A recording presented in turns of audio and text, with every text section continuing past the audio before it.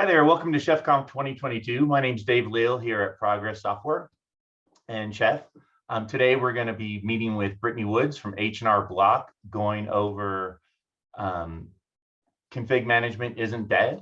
Let me turn it on over to Brittany Woods. Thank you, Dave. All right, so let's get going here. All right, so hi everyone. Happy ChefConf 2022. This is the first ChefConf. My hamster and my hermit crabs have joined us, so welcome to them too. So as I was writing this, my brain kind of kept thinking that it was 2020 for some reason. It's kind of like time has stopped a little bit. We've all kind of been in this whirlwind since 2020, and it's like no time and all the time has passed. It feels like I just saw all of you yesterday, but really I haven't seen you in person since 2019. It's kind of weird, but that kind of doesn't even really describe it, honestly. So I just want to start by saying that I'm super bummed that we weren't able to meet in person. Like I said, this pandemic and its impact on our lives and community has been super long. It's been a long time since the chef community was able to get together and do awesome things together. So I was looking forward this year to meeting up with my chef friends, both new and old, but I'm still really excited to be able to share this event with you virtually. I also wanted to say that ChefConf and the chef community really feel like an important piece of my technology journey, and I'm really grateful for the chance to be able to connect with all of you, such a set of brilliant minds, no matter the venue. And then I wanted to include that you all are really the smartest. So really, with that in mind, I just want to thank you for deciding to join my session, Config Management Isn't Dead. In this session, I want to talk about where config management has been, where it is, and where it might be heading in the future. Really more than that, though, I want to talk about the benefits of configuration management that still kind of ring true even as infrastructure patterns have changed. Config management is really critical to scalable and reliable and even compliant environments, regardless of what type of architecture you're running. And it's that I kind of hope to convey throughout this presentation. And before we get really deep into this, I also wanted to include a bit of a disclaimer. So this talk is going to be filled with opinions, all of which are mine, kind of like on Twitter. The beauty of technology is that there are hundreds of ways to solve the same problem. And where there aren't 100 ways, there's definitely going to be some good old disruptive technology that gets ready to take the market by storm. So my point really is that the solutions that I'm sharing and discussing, they make sense given my experience, and they're ones that I've tried or ones that I've seen tried. But they're not really the only way. We're a group of super smart, super talented people. And as an aside, my imposter syndrome goes kind of wild when I say that. But we really are smart, creative, and the creativity meter of the people watching this session is off the charts. I'm positive. Then there's another caveat that I want to include, and this is probably going to be a bit of a review for some people. We're at ChefConf, so many of us already know what config management is and why it's useful. And we've more than likely felt the pain of managing these sizable environments without it. But it's useful to understand what was in the past to kind of understand how that has evolved. And more specifically, it's really useful to understand what was, so you know the pain points that existed before as a means to not repeat them.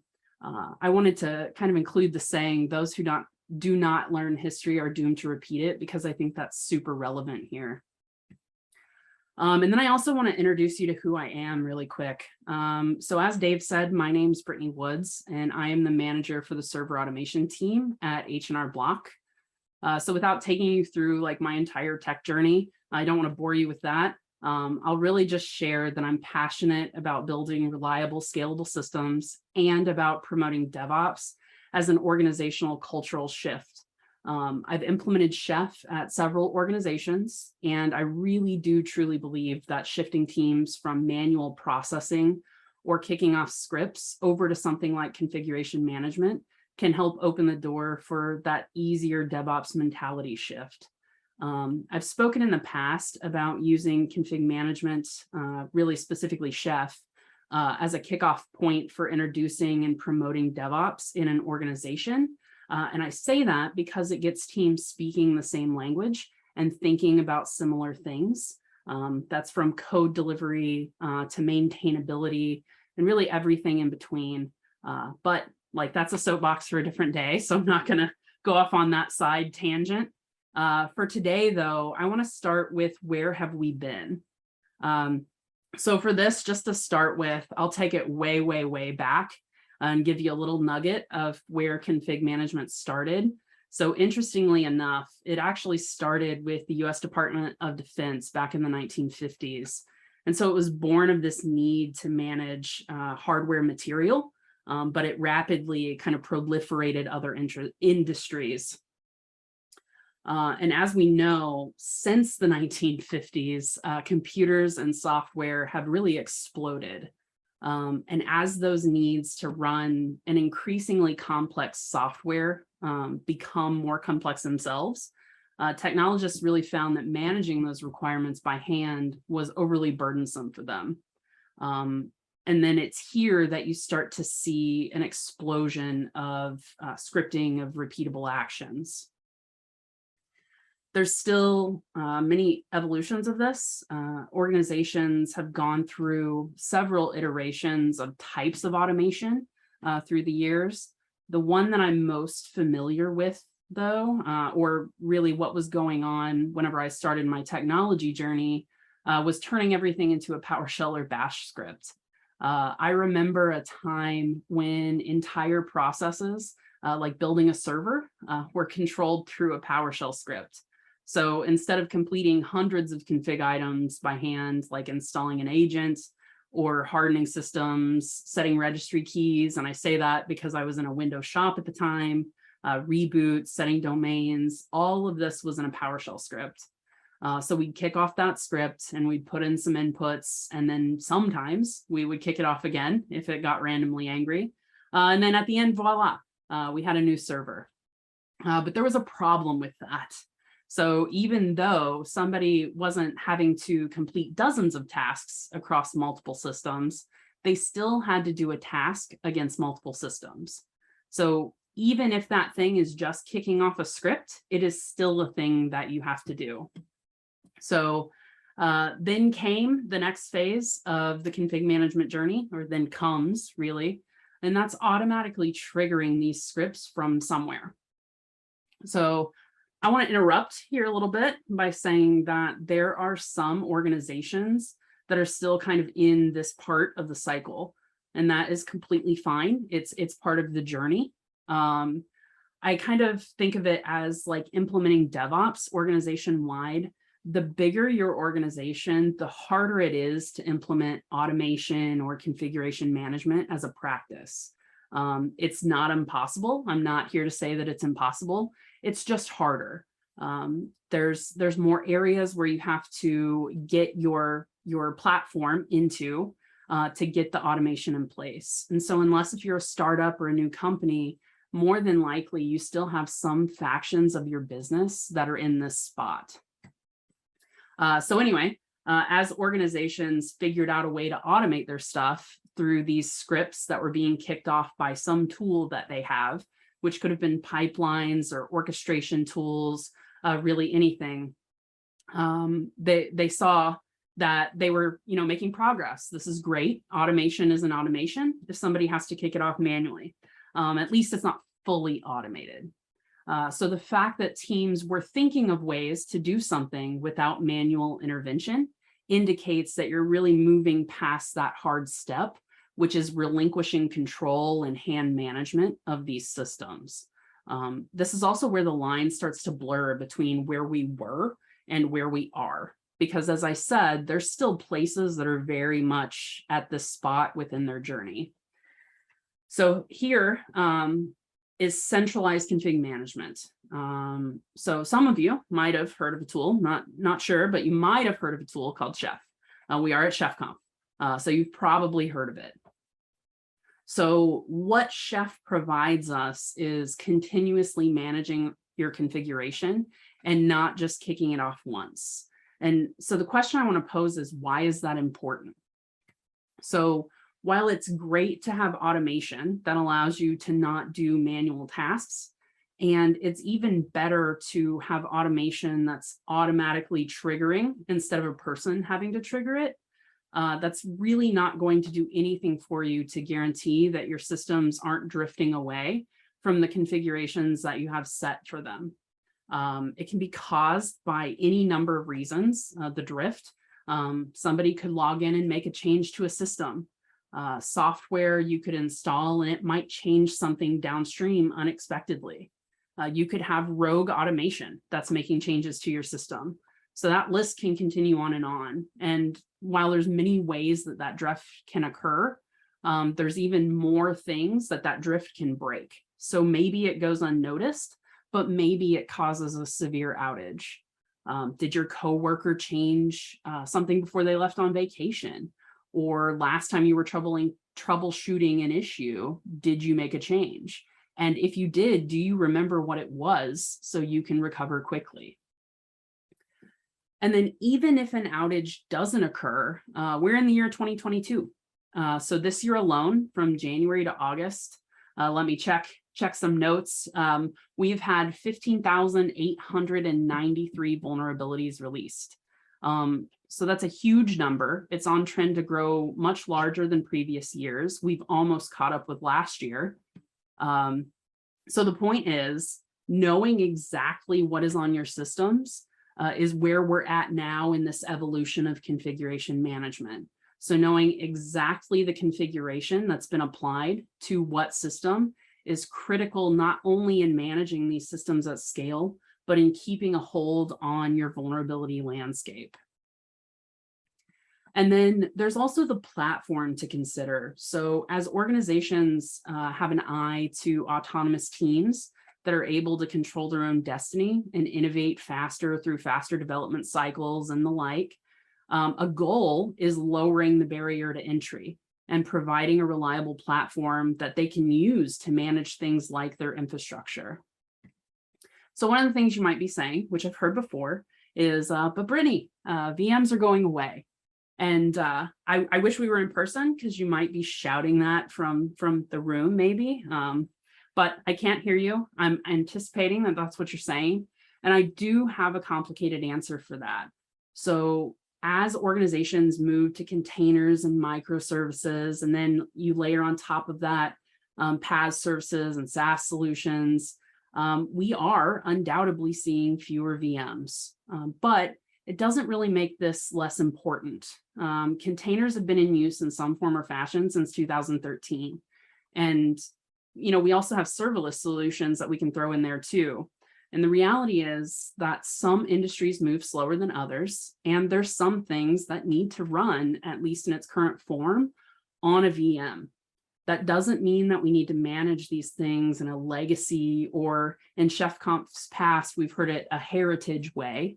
Even if your VM landscape is getting smaller gradually, you should still ensure that you're avoiding drift on the systems that remain. I think it's also important to remember here that config management is not just for VMs. Config management as a practice can extend far beyond VMs and into other resource types as well. So it's no less important to get your teams operating on the config management practices cohesively, because this is a skill and a consideration that translates across the architectural landscape. So processes for your VMs now can translate into processes for your containers later. And then you also might be saying, what about ephemeral environments? Maybe you're moving to more ephemeral and elastic infrastructure as you migrate to the cloud. That's also exceptional. And as an aside, I'm positive that your FinOps team is probably super appreciative of that effort. Short-lived and elastic environments cost less money. But I do have some thoughts on this as well, though. So regardless of the length of time your systems live, the fact remains they still need to be configured, likely from a standard image. And you want to ensure that nothing is being errantly set in a way that you weren't expecting it to be. I've heard the argument before that if systems are being torn down after half an hour, there's really no point in managing the configuration. And so that might be true for continuous configuration. Sorry, I can't talk. That might be true for continuous configuration at a high level. In theory, this system would only be checking into Chef once. But if you properly manage config on images and you have appropriate build time config management, that's still important. So I also want to talk about where I think config management is heading and why it's not dead, so to speak. Where can you use it? How can you use it? Again, I want to point back to my disclaimer from earlier. These are places where I think leveraging config management, and in this case, Chef, could be useful in some form or fashion. So one way you can continue using this is in the config of your images. So vulnerabilities, hardening, all of those things are going to happen at the image layer. The image is what everything else is created from. So making sure that that matches your expectations of what your final resource is, whether that's a VM or a container, ensures that you're not spreading these misconfigurations across your environment from the start, like from train stop 1. And then from there, you can have resources check back in to whatever your config management platform is, in this case, Chef, when they're built and turned into an actual resource from that image. So an example, say for a moment, you have a VM scale set, for instance, or an auto scale group.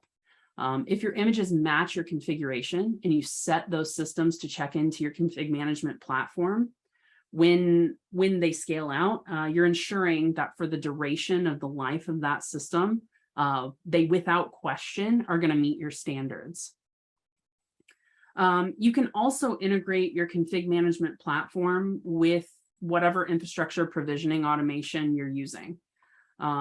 So using the Terraform example from earlier, you can have it connect your newly provisioned VMs to Chef, for example, and they can pick up the config management they're supposed to have. Again, ensuring that for the life of the system, they match what you expect. And then a point that I've made or brought up is that config management is not just for VMs.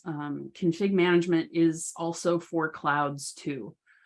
So to that end, one thing that we haven't really covered yet is how compliance fits in the equation. So we want to make sure that our individual resources are compliant, and that's been the point of this conversation so far. But it's also important to look at automating the configuration of your cloud environments as well. So there's an infinite number of settings in every single major cloud provider, which I'm sure you're aware of. Each organization has their own policies that they enforce. Those policies are complicated, and they're complicated even more by the regulatory standards and policies that we have to layer on top of that. So that number of settings can't and shouldn't be managed by hand, just like you wouldn't manage thousands of servers by hand. So automating and codifying these configs, it's also config management. Once they're codified and applied, you want to make sure that they look the way you want, just like your resources. So just like you would ensure your servers look the way you want. I can include another shameless plug here. Chef Compliance can do this for you. It can check your cloud environments for compliance, just like you would use it to check the standards and regulatory compliance of the resources that you've built, like your VMs, for instance.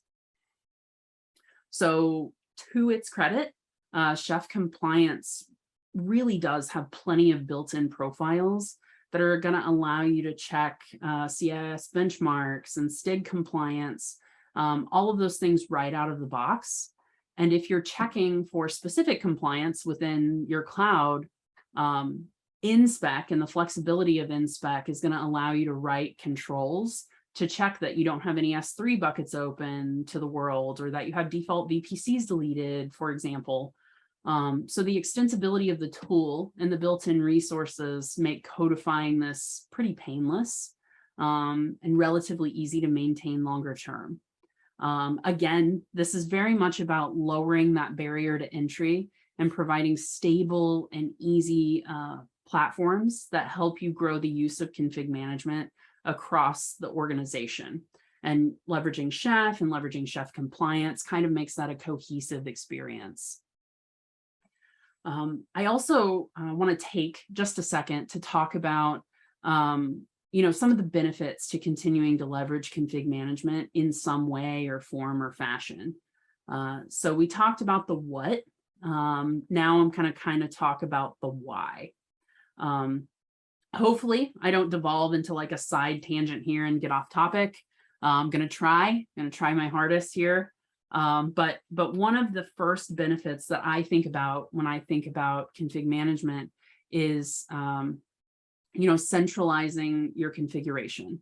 Centralizing in itself sounds like a bad word, but in this case, I promise it's not. So if you think about your automated environments today, I've seen teams move from leveraging Chef to manage their configuration to instead configuring systems within Terraform code, for example. And so I'm here to tell you, first of all, that that's not wrong necessarily. Remember, I said there's 100 ways to solve the same problem. You're still automating your config, and you're doing it through code that likely has some kind of guardrails through testing and pull requests, build validation. At least I hope you have those things.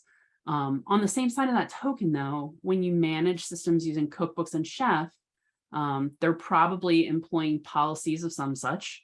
You're using the same code across multiple applications, use cases, etc. Probably.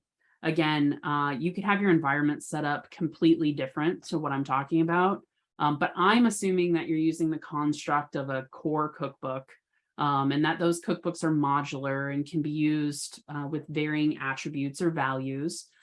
This is a construct that we see commonly with sous chef cookbooks. So that said, in this example, you probably have one Tomcat cookbook. And more than likely, you have more than one application that uses Tomcat. So I want you to think for a moment that you're deploying new web servers for multiple applications and you're using automation to do it. So say you have, the configuration of Tomcat defined in each of these Terraform projects for each application. Are they configured the same? Are they running the same version of Tomcat? Are you sure? So whenever you start managing these large swaths of systems or configs, reducing the complexities in your environment becomes incredibly critical. Having to manage code that does the same thing in more than one place does become complex. Could you probably get creative and find a solution to manage this complexity? Almost certainly. I'm sure that you could. So that brings me to my next point here, which is, continuously running your configuration code. Chef, as you know, does do that. So on top of having a single place to modify your code, should you need to roll out updates, or the like, it's also useful to be able to ensure your systems look the way you want all the time. So in the example I just gave, your system is being configured at build time. When the resource is stood up, that is when it gets its configuration. Regardless of if your system runs for 5 minutes, 5 hours, 5 days, you want to ensure that it's staying the way that it should. We talked about drift earlier and the damage that it could cause, and this mechanism helps ensure that drift is not occurring. There's also a security piece, and that is vulnerability management and risk mitigation. So the reduction of drift and centralized management of configuration is really only going to help you with ensuring that your infrastructure remains compliant with whatever compliance standards your organization has. So it makes it faster and easier to deploy changes, update package versions, all other tasks related to the lifecycle management of these systems. Again, it doesn't matter in the broader sense if that system lives for hours or days. The point is that it has all of the things it's supposed to while it's alive on your network and in your environment. And then the last point I want to make here is that we want to make this easier for our development teams. So categorically, do development teams care about STIG compliance items or registry key settings, baseline configs, underlying package management, firewalls, TLS, SSL settings, and all of that? Probably not. And so shifting this burden to our development teams takes time away from the innovation that we're hoping to promote. So we need a way to make this easy, and we need a way to make this manageable. So if you do this through code and provide a platform for these dev teams to self-serve, that suits this need. And as I talk about these benefits, I really want you to think of this more in terms of any kind of infrastructure resource. We don't just have to be talking about VMs or containers. This is, of course, ChefConf, but think about the practice of config management, not just the tool that's going to get you there. So there's an infinite number of ways you can use config management tools in this changing technology landscape that we're in. That's one of the points that I hope come across. Two, I hope above all else, it's apparent that config management is not just a thing we did as a means to manage large VM landscapes. I think that's a common misconception. It's something that we continue to do to manage complex environments, both on-prem and in the cloud. It's something that we do to address several thousands of vulnerabilities every year. It's something that we do to ensure that our development teams have something that they can leverage, which lets them meet their standards and our standards while innovating at an increasing speed. Config management in the future is about ensuring that every single piece of your stack is how it should be, from the cloud that you're using to the resources within there. It's both a platform and a practice. So I've talked a lot today about the ways that people did or do things, and my ideas for how you can continue to configure your environments. I just want to say I'll be hanging around online for the duration of the conference, and I'm happy to chat that way. I'm in the Chef community Slack as well. You can find me on Twitter, you can find me on LinkedIn. But for now, I'd love to hear your ideas and answer any questions that you may have. So feel free to post those in the chat, and I'll be around to and happy to answer them.